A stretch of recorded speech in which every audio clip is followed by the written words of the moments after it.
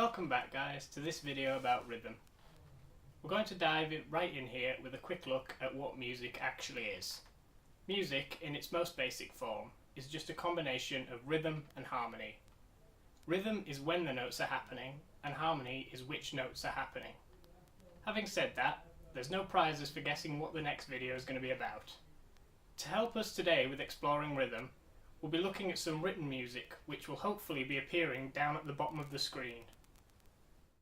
This is called the staff, and this is where music is written.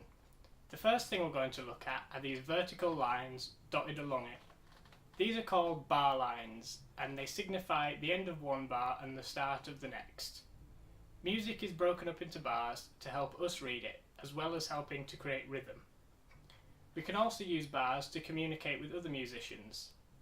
There can be a number written at the end of each line of music, and this number refers to the last bar on that line.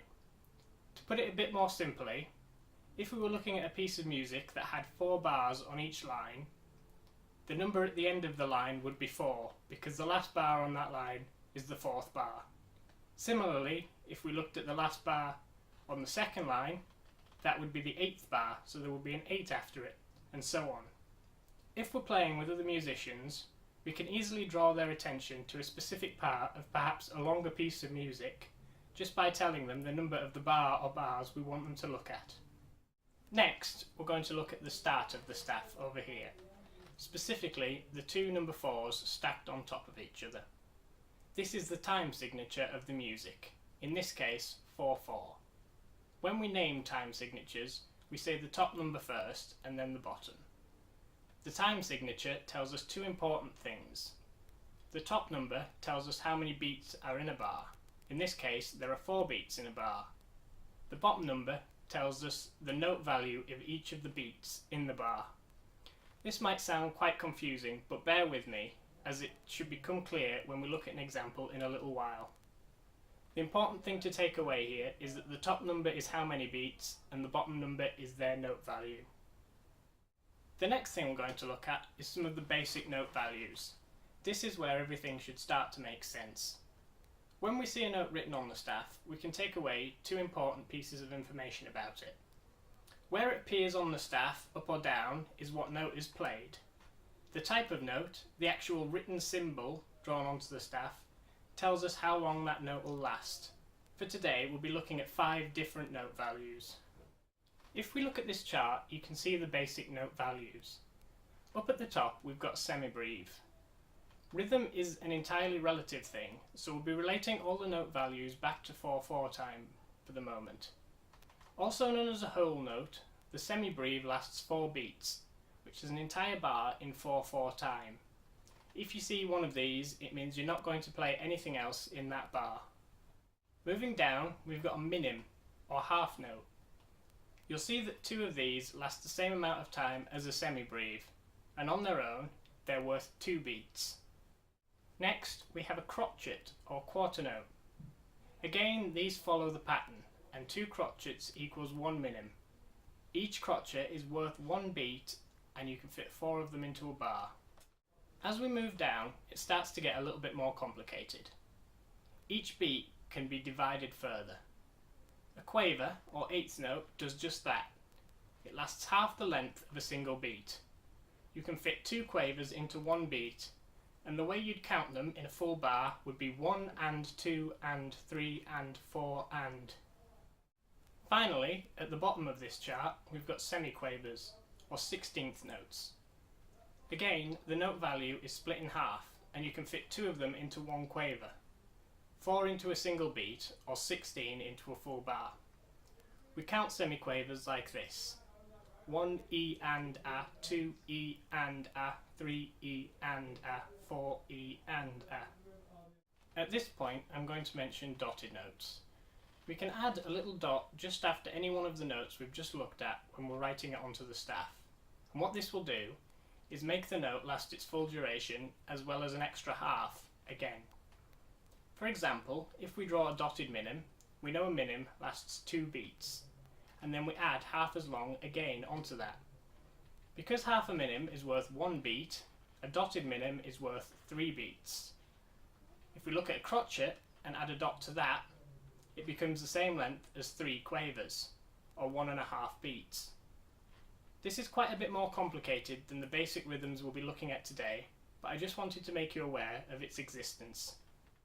Now, we can use any combination of the notes we've looked at so far to make up the rhythm in a bar of music, as long as all of the space in the bar is accounted for. We also can't have any more notes in a bar than the time signature allows for. For example, in 4/4 we can have a bar of 4 crotchets, or 2 crotchets and a minim, or even a minim, 2 quavers and 4 semiquavers. But we can't have 5 crotchets, because that takes up more space than the time signature gives us. There's certainly going to be times where we don't want to fill all the space in the bar with music, but we can't just write down, for instance, 3 crotchets and then leave a blank space. This is where rests come in. I'm not going to go into as much detail as I did with the note values, but a rest is placed in music in order to make sure we're using all the available space in the bar, while also saying, don't play anything here. As you can see in this chart, they match up with the note values we've just looked at.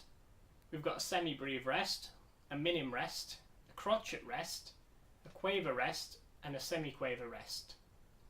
One thing to pay attention to here is the semi-breve and minim rests. They look very similar, but the semi-breve one sits below the middle line on the staff, and the minim one sits above. I was told one way to remember the minim rest is that it looks like 2 birds sat on a telephone line. Personally, I don't see it myself, but I've never forgotten that, so I guess it must work. Finally, the last thing I'm going to mention before we try playing some examples is tempo. Usually written at the top of a piece of music as crotchet equals and then a number. Tempo defines how fast the piece of music goes. Tempo is measured in beats per minute, or BPM for short. The best way to get a good grasp of tempo is to download a free metronome app, a bit like this one. There's tons of free ones out there, and have a mess around with different tempos. I set it playing here. Each click represents a beat of the bar. So for example, if our tempo is like this, 90 beats per minute, and we're playing a bar with 4 crotchets in, it'll sound like this.